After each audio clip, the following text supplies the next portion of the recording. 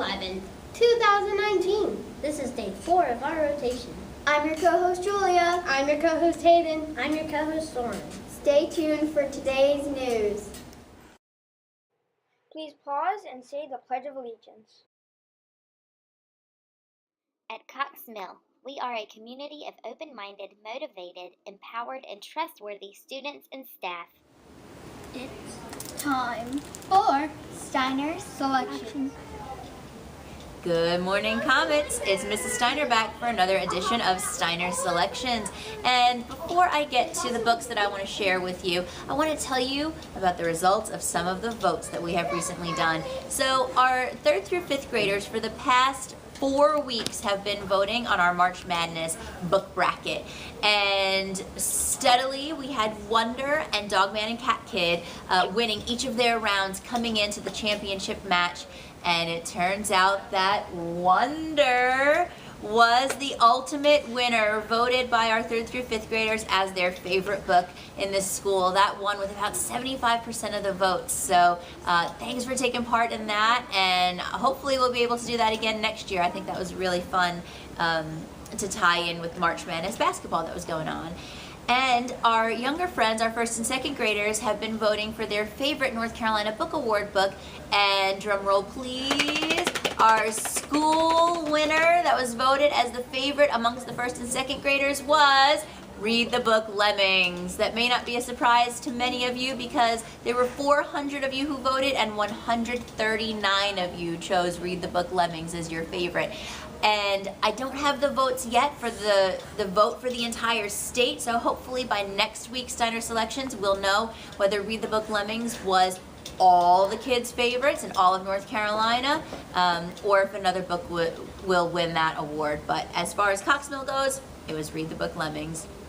Now, April is National Poetry Month, and in all of our media classes so far this month, we have been doing different things with poetry. So I wanted to share with you a few poems and poem books today. Now, I honestly can't remember if I've shown you these 2 books on Steiner Selections in the past, and if I have, good, because they're 2 of my favorites, and you'll get to rediscover them if you haven't checked them out yet. So I have here Love That Dog and Hate That Cat, both by Sharon Creech, and these are verse novels. So a verse novel is a chapter book that does tell a story from start to finish, but it's written entirely in poems. It's a little different from a poetry book where each of the poems is just its own separate thing. And the reason why I love That Dog so much, it's about a boy who does not like to write poetry. And in fact, on the very first page, he says, I don't want to because boys don't write poetry, girls do. And throughout his 4th grade year with Miss Stretchberry, Jack learns to love poetry, and he learns that it is a great way to express what he's feeling. Now, what I love about this book is that a lot of times he refers to poems that Miss Stretchberry, his teacher, is reading. For example, he says, I don't understand the poem about the red wheelbarrow and the white chickens. Well, what you find if you flip to the back of the book is that all of the poems that Miss Stretchberry reads to Jack and his class are in the back of the book.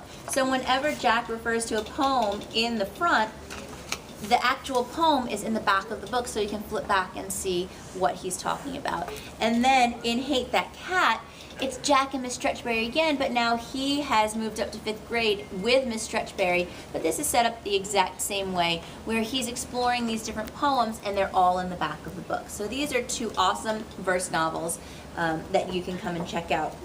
And then another new poetry book that I've just gotten, it has not even made it to the shelf yet, is called I'm Just No Good at Rhyming. And this is a great book full of funny poems. So if you like Shel Silverstein and his funny poems, then you'll like this one. And I'm going to just very quickly read you my favorite one. It's called The Sweetest Lullaby Ever for Parents to Tell Their Children. When you were a baby so fragile and mild, and nighttime was falling, I'd take you, my child, up in my arms, and then gently I'd creep to bring you up on the place where you sleep. I'd whisper I love you with barely a sigh, and sing you to sleep with this soft lullaby. Go to sleep, go to sleep, go to sleep.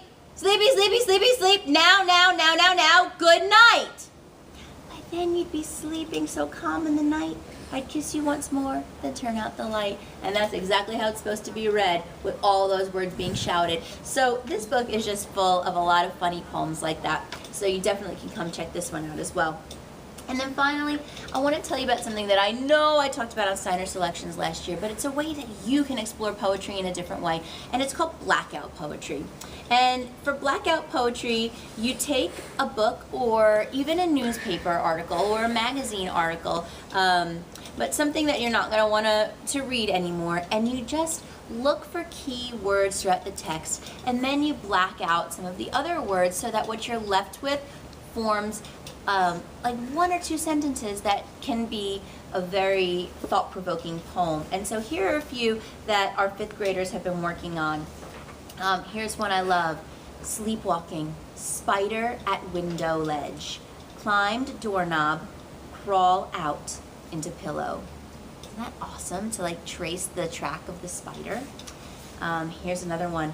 That night, the fateful night, the women who had died were buried. The people went out in silence. And those 2 poems I just read, you can see that's not how those words were not connected in the original text. Those words were picked out by our 5th graders to form a poem. So it's really, really cool what you can do with poetry and what you can find when you really kind of look a little deeper. So once again, I have Love That Dog, Hate That Cat, and a ton of other verse novels in the library too. If you like this idea, I can show you some more when you come in. And I've got this new poetry book, and also a ton of other poetry books. If you like poetry, I'll direct you to some of those when you come in. And then a way that you can practice some poetry on your own. So I hope that I'll see you soon in the library to come check out some poetry books or any of the other awesome books that we have. And I'll be back next week with some more Steiner Selections. Have a great day, Comets. Bye.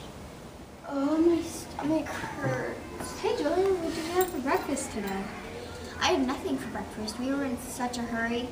You know that could lead to stomach aches and headaches. Thankfully, we have a solution. A solution? Well, did you know that our school serves breakfast every morning in the cafeteria? And what? they give out prizes for eating breakfast. It is the most important meal of the day. When? They give out prizes daily and weekly, every Friday. What are the prizes? The daily prizes are pencils, erasers, crazy straws, and wristbands. The weekly prizes are pedometers, They track your steps. Kinch bags, They are drawstring bags, and Fuel 60 Nerf footballs. so you can play outside with your friends. But remember, the winner has to purchase breakfast and milk from the school to get a prize. Wow, tomorrow I'm going to get a breakfast at the cafeteria and hopefully get a prize.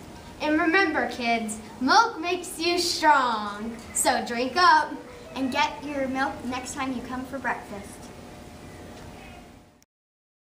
Today for lunch, we will be having chicken nuggets with roll, orange chicken with rice, veggie cups, french fries, and a variety of fruit. Tomorrow for breakfast, we'll be having egg and cheese biscuits. Come eat breakfast and get a prize.